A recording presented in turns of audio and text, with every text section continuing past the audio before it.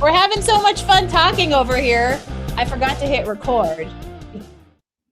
There it is. Okay, it is a Monday morning around here. Welcome, everybody. This is the No More Mondays podcast, a show where we believe that humans still matter, mediocrity is expensive, and ownership changes your outcomes. I am your host, Angie Callen, and today we are talking about something that impacts all of us, but not in the way we think: money.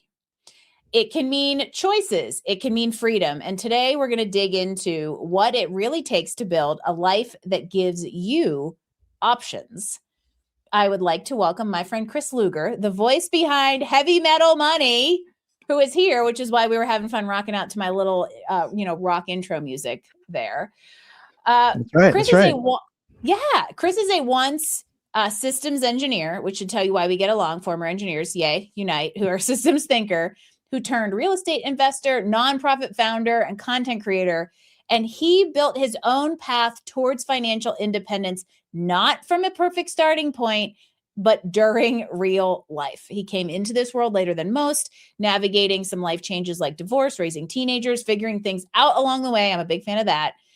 And that's why his perspective on this whole like money is freedom and how to save for the future is really, really relatable. And I love, Chris, your very human, grounded take in a space that can honestly feel a little dry, a little rigid, a little overly optimized, and a little shooting all over yourself if you're not there at age 45, right? So no smooth jazz here today, just heavy metal money and a few mindset shifts that will get you rethinking your relationship with finances. Chris, welcome to No More Mondays. Yeah. Well, thanks for having me. This will be fun. And yeah, I'm definitely one where let's go ahead and turn the volume up on freedom, on giving yourself options, right? And that's what I'm all about. That's what I do here at Heavy Metal Money. So it's so interesting. I was actually talking to somebody. I was coaching a group of coaches in shameless plug, Master Job Search Coach. And we were talking about like the difficulty of the market right now and how people are just in tough financial tough spots. And when it comes to financial decisions right now. And one thing I've observed to that fact, and no shade to those who are, I've been there. If you've read my book, chapter 5, oftentimes the situation isn't as dire as we feel like it may be. We just don't actually reverse engineer the money to see like how much you actually need to live, or what it means to be financially independent. Because when most of us hear that term, we envision extreme savings. I mean, maybe we even envision extreme couponing. If you've ever watched that show and attempted to be an extreme couponer and you're like, oh, this is not for me. But like rigid rules, we have to have a giant 401k. There's like this like traditional narrow route to financial success. But I love that you talk about this differently and you're also not a fit the mold guy. So tell me, in your opinion, what it really means to be financially independent outside of the textbook definition that we've always known. Yeah. So, I mean, for me, I think it really comes down to, and I think you're absolutely right. I think a lot of people, they often, I guess, just fail to realize how much they spend and what they need to live. Right. So they like imagine this giant, I need, if you're Susie Orman, you need 5 million, $10 million, like whatever. And so I think that's that's definitely overlooked. But for me, it was financial independence changes everything. It really does, because when you're not dependent on a paycheck to survive, right? A lot of things change, right? You tend to make better decisions overall. You make better decisions about your career. You make better decisions about your relationships, how you spend your time. You stop tolerating things that you shouldn't tolerate. You know what I mean? I feel as though the real wealth, and this is something that I really try to help people, is the real wealth is the time. Yes. The time that you gain. And it's not the stuff, right? And so I think that once you have the time, that's when you're successful. That's when you truly are free, right? You build freedom because you have time to do the things that matter to you, right? It isn't about the money. It's what the money will do for you, your family, your lifestyle, your time, and your independence. And for anybody out there who's like starting to get sweaty palms because you feel like you're behind, Chris is a self-proclaimed late bloomer in this space. And I'm curious how that has shaped both your perspective and your approach versus, the 20-year-old who's just had a job with a 401k contribution since they were 20. Right, right. Yeah. So to your point, I really was, I didn't really know anything about money or early retirement until I was about 38, 39 years old. And like you briefly mentioned, the catalyst for my path was really divorce, right? But that's to say that it's never too late.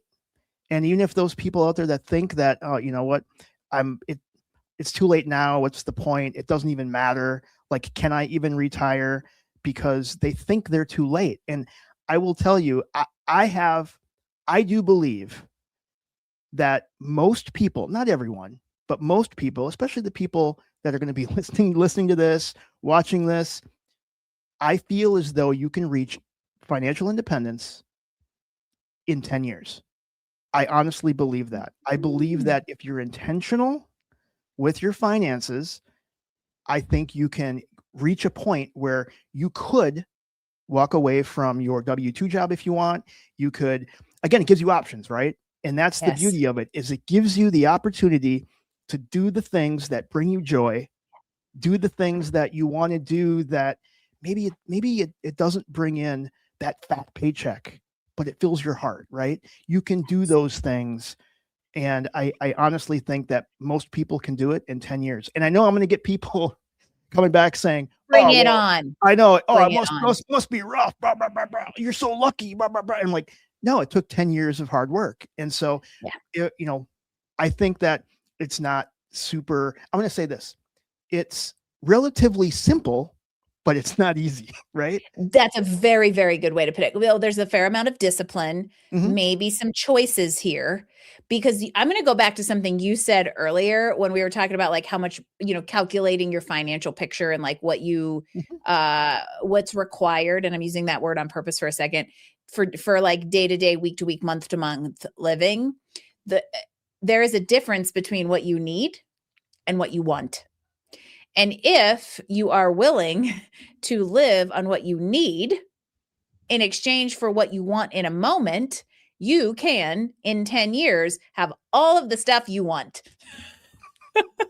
I do agree. I think that, I'm definitely one that, there's other people in the media that the financial media that are all like, scorched earth, rice and beans. Life's gonna suck for 10 years. And I'm not that extreme. Like, I am definitely, extreme personal finance. We're gonna do it, but we're gonna do it intentionally. And the thing is, like you said, needs versus wants. I think it is important. I think some people don't really necessarily understand that, especially if you talk to some millennials or Gen Z, they could say, well, that's a need to have Netflix. I'm like, well, is it really though? That's a want, and it is okay to put that on the choice side of I'm going to choose to pay for this, right? So I like the idea of it's not like living bare bones, for because then you're not enjoying the life that you have for 10 years. You are putting it off to tomorrow what you could have today. There's a little bit of a balance here, which might seem counterintuitive, but the whole concept here in my mind is this idea that like we have more control over our financial freedom. It comes down to choice. And in this day and age, this to me is super relevant to anybody who is not 62 and a half, because we don't have pensions anymore. Right. And that's where this dynamic and why I think bucking the traditional trends is important, because a lot of the traditional retirement assets that Gen Xers had, or no, I'm sorry, baby boomers and older Gen X had aren't available to us. So we have to think about this differently. Yeah, it is your responsibility. 100%. I mean, you have to take responsibility for it. But I think that there are so many tools out there. I'm not saying it's super easy, but there are so many tools out there. I mean, obviously one of the big things is, you mentioned needs versus wants. And I feel as though that, we need to spend money on what we value once we have our needs met. Again, our needs, we're going to need a roof over our head. There's kind of like the big pillars, right? There's going to Yes. be, there's going to be like our shelter. There's going to be food, right? There's going to be transportation to get back and forth to work, right? And once you get these like basic pillars down, well, now you can start to bring in some of those wants. And like for me, like I'm a huge music guy, right? So I'll bring in my music subscriptions and that type of thing. But you know what? There are times like when I first started budgeting, right? Over 10 years ago, and I was like, I'm going to do this. Yeah, I had to stop, Amazon Prime and Netflix and, all of the things. And then after 3 months, 6 months, you can start to bring those things back in. And now, you start to build that new, I don't want to say budget, because sometimes when you say, oh, you're budgeting, people think it's so limiting, but it is, right? Thank God. I know, but you're spending on the things that you find value in. And I think that if you do that along the way, it's not as, life doesn't seem so restrictive for the next 10 years, right? Yeah. And the big thing there is like the intent behind it, right? Mm-hmm. You chose to either bring it on or you chose to remove it versus just letting it roll over every month, which if we want to talk about streaming subscriptions, guilty. Remember like 7 years ago when streaming was revolutionary because you could get rid of the $200 a month Comcast right. cable subscription and spend $12. Well, yeah, all of a sudden, all of that has ballooned right back to the same amount of money. So some of this is also awareness and actually paying attention to like where your money does and doesn't go. I'll be really honest that we had some very lean, hard days where we were basically eating rice and beans in the form of a 5-gallon bucket of root vegetables that we pulled out of a garden while we were building our 225 square foot tiny home inside of a gutted school bus. Wow. That was recovery. That was recovery. But you don't have to choose that unless it's what has chosen you. But there was a time and place where we did the envelope system because that was all that we possibly had. So there are a lot of tools out there that can be leverageable. I would love to know some of your favorites. Yeah. I mean, I will say the biggest, like the number one thing that if you're hearing this for the first time and you need something that, okay, you know what?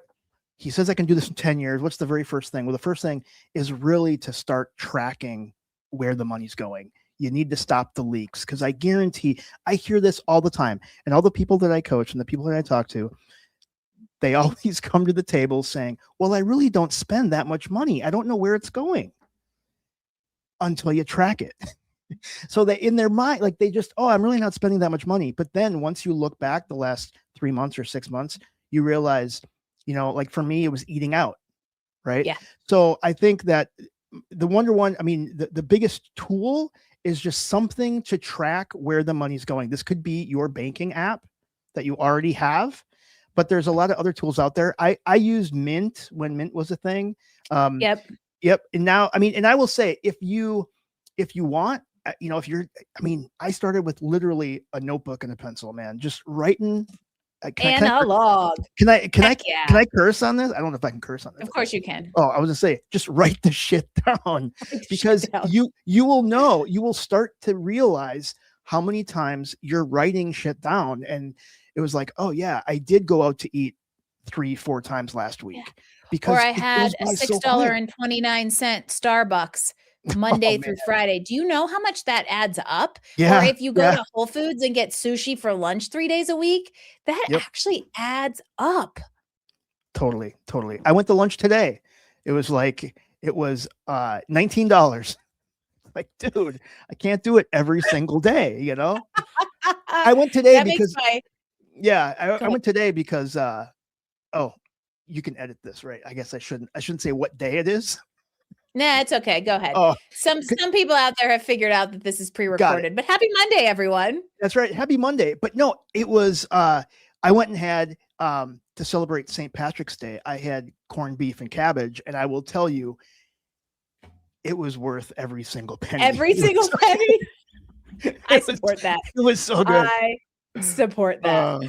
And I will even allow you to have your $6 green beer later today, if you so choose. But that was an intention. Yes. Right. And, I think this goes back to this bigger picture about freedom, because a lot of times we do think about money as this, like, We think about it as a tool to create freedom instead of something that we actually have control over, and like we feel like we have to restrict and pack it away. How do you actually think about money in your life of freedom, or how has that Yeah. changed over the years? I think absolutely you're right. And I think that most people, and myself included, before I was, 40-ish years old, when I started educating myself, reading tons of books and blogs and podcasts. And I think money was not, I didn't think of it as, and I think a lot of people don't think of it as, well, this is a path to freedom. This is a tool that can be used to do these other things. It is always a moment of stress. It's Yeah. like, do I have enough? I don't want to know how much I don't have. I don't want to know how much I spent on streaming subscriptions. I don't know how much groceries cost. I don't want to know how much my car payment was. Like, literally, it's always stressful. And so that was the thing. You asked me, like, well, how do I look at that now? Absolutely, now it is a fucking tool. Excuse my language, but Yeah. it is. Like, now I look at it differently. It absolutely is something that can give me options and freedom, and I can do the things that light me up. I can spend time doing things that I don't need to get a paycheck for. I can choose who I work with, when I work with them. I can work with cool people, and if you're a dick, I'm not going to work with you. And so, I mean, I hate to say it, You but all like, know why I love this guy now, right? Like, just call the spade the spade. Sorry, dude, you're an so ass. I don't want nor need your money. Bye yeah, bye. yeah. I mean, it does give you, and that's the thing is I started to learn that because of the people that I was surrounding myself with, and the people I started to learn from. And I have in my I want to say my team, because I'm involved in real estate. So I have an architect, I have my real estate agent, and it's like, those are people that, again, they're at um, they're at a point in their career where they just choose who they want to work with, and they want to work with cool people.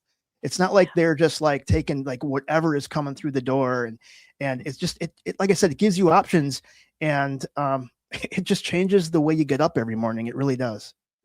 And here's the mindset shift. You said it. I'm going to bring it back and maybe rephrase it. Mhm. Is that society, and I would say life expectations, have changed pretty substantially in the last 20 years. And there's lots of reasons for that: generational changes, technology, the Great Recession, all of these things that snowballed and really changed the fact that there aren't pensions anymore. Right. And so what you said, I think, is a really powerful thing to think about and to reframe in our minds. And that is, instead of money being the thing we are just slaving away to get, let's flip the script and have it be the lever with which Mm, we get to live life on our terms. Because the other thing is, we don't have pensions. We will likely work a little longer now than we used to because we're living longer. That means I want to put off my fun. I want to put off things even less now, right? Like, how many people do you know that were like, "Oh, when we retire, we'll go do these 10 trips." right. I'd rather do these now and Yeah. be able to have like the financial ability to do it. And so for somebody out there who feels like maybe they're still in grind away to make the dollar versus let's use Mhm. the dollar as a resource, how can we start making decisions that actually align with the life we want and not just what we think we're supposed to do or have to do or think is the only choice? Yeah, yeah, I think so. I've learned something recently.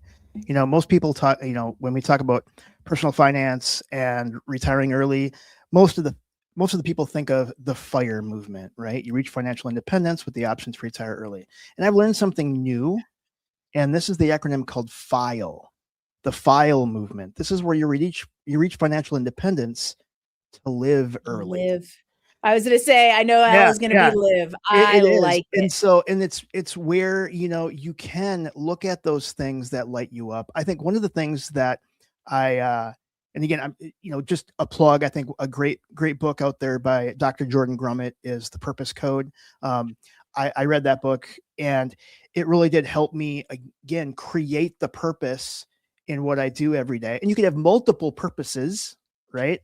But Yep. that's the thing. I think the question was, what should people start doing? And I think it really is, go back to the things that you really loved doing as a kid. the things that you love doing in your early 20s, the things that you loved doing just for the joy in doing them.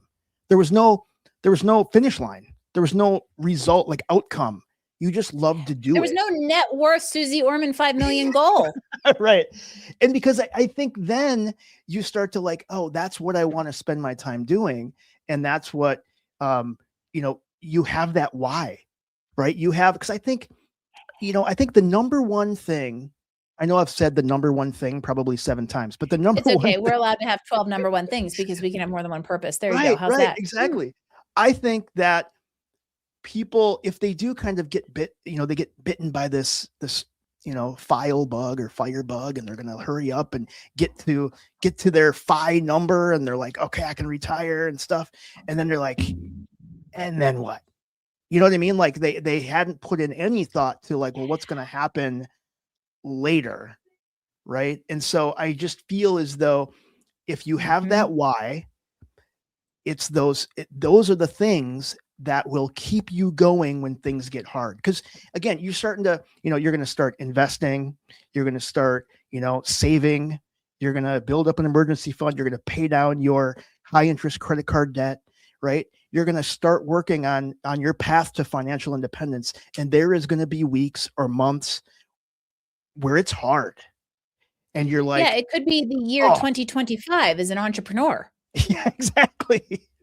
Exactly. Hello, dumpster fire, right? Yes, I know. Well, and so that's the thing is to your point, there's going to be times when it's hard, and that why is what's going to keep you going when those times are hard. And so I think that's one thing that would help anyone listening that wants to like accelerate their path to early retirement for sure. I must highlight the fact that even the heavy metal money, not heavy metal muddle guy says, know your freaking why. Look at this. We even got special effects on this show. For those of you listening in podcast land, you're missing out. We got strobes. There is even a light up sign that says heavy metal money behind Chris. I'm pretty sure he's wearing a band t-shirt of a certain flavor, which by the way, I've got a question on that. Speaking of money in a minute, and speaking of heavy metal. But the point here is I really need to reinforce the fact that even the money guy is talking about a why. And that is not a coincidence on this show of fewer Sunday scaries and no more Mondays and financial freedom so that you can live life early, because those are all things I'm a huge proponent of, right? Why put off to 62 and a half what I could do at 45 or 35 even? One thing that I learned, and I learned this back when I was, I was in my 30s and I was working. I was working in the printing technology and publishing industry, and there was, those of you may know who Harvey McKay is. He's a self-help guy, author. He's got several books out there. Dig Your Well Before You're Thirsty. He's got a lot of great books out there. Swim with the Sharks is a really great one. But one thing that I remember that he said, and I'll always remember it, and I started to live that way, and I still live that way today. And every Monday, okay, so what people were like, they kind of don't get it, because I'll text like a few of my close buddies on Mondays, and you know what I text them? Happy TGIM. Yeah. And I'm like, I had to wait all weekend just to get here today because I couldn't wait to crush it on a Monday. So it's flipping that script, man. And it's like, so there's still, I think if you can change that mindset, everything else will change after it. So that's no more Mondays to extreme, y'all. But the point there is, here's the perspective shift. And I think it comes from knowing your why. This is a money mindset shift. This is a Mondays mindset shift. Is I get to, not I have to. 100%. I get to sit down and help somebody today. I get to have another week of impact. I get to use my money and my life for good, right? There's so many more things to life than just making money. It's what the money will do and why you want to make it. Yeah. I got a story. Can I share this quick story with you? So of course.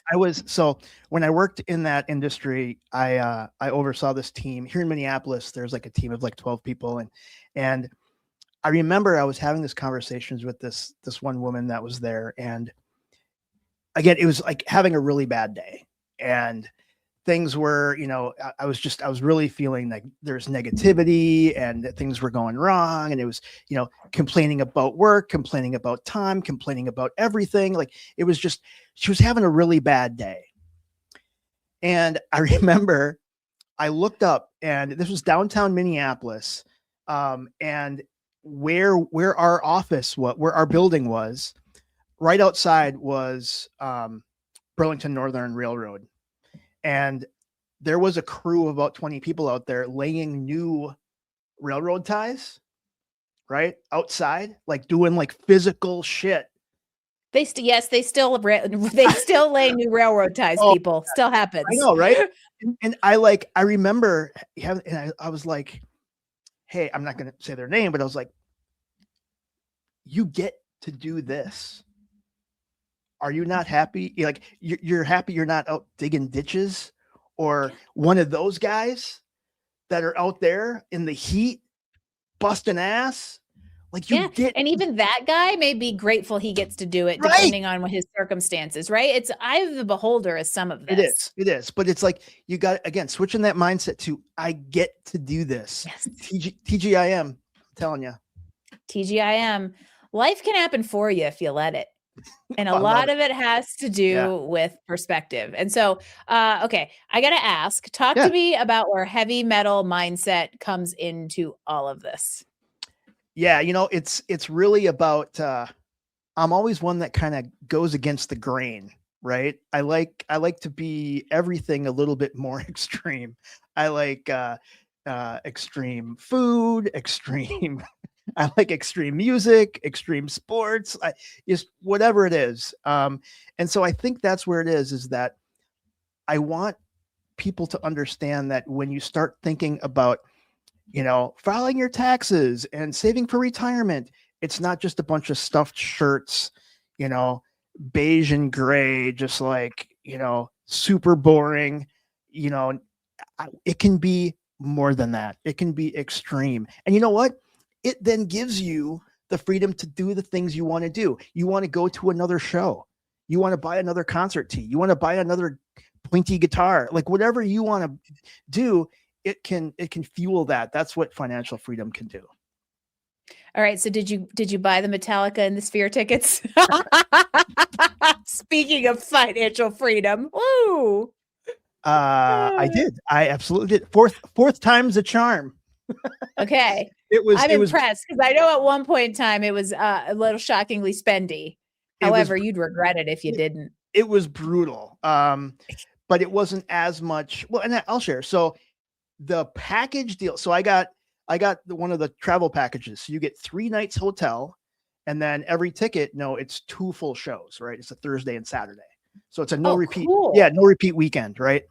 And so 3 nights hotel, 2 full shows, and tickets were $1,700.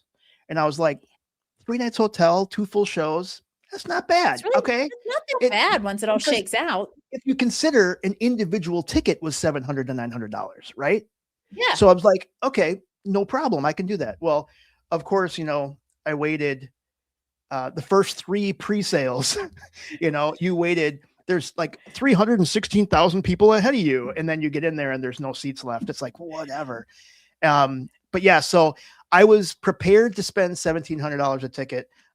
When I finally got in on the 4th day, that wasn't even a pre-sale. That was everyone all at once. It was like 5th member fan club, general admission, whatever. And I waited about an hour, and tickets were $2,300. Most money I'd ever spend on a show, but it's a once in a lifetime thing. So I'm pretty stoked. And it's not until 2027. So it's that far out? Yeah. Oh man, so you got a whole year of anticipation to make that money really worth it. They added 6 more dates in March of 2027. I think it's rad that Metallica, 45 years into it, they're going to have 24 shows at the Sphere. I think it's just super rad. That's going to be amazing. And this, y'all, is the heavy metal money mindset that might enable you to just go see a lifetime show at an iconic location. Chris Luger, where does everybody find you and learn more about the heavy metal money mindset? Yeah. Head over to heavymetal.money and you'll find my podcast over there, the Extreme Personal Finance Show, all my socials. Again, I've been blogging all the way back since 2017. I got tons of articles out there, all on spending, saving, investing, earning, turned up to 11. Yeah. Only because Chris is here and he is the heavy metal guy. We're going to have to rock out to some exit music here in a second. But this has been awesome. Thank you for realness, right?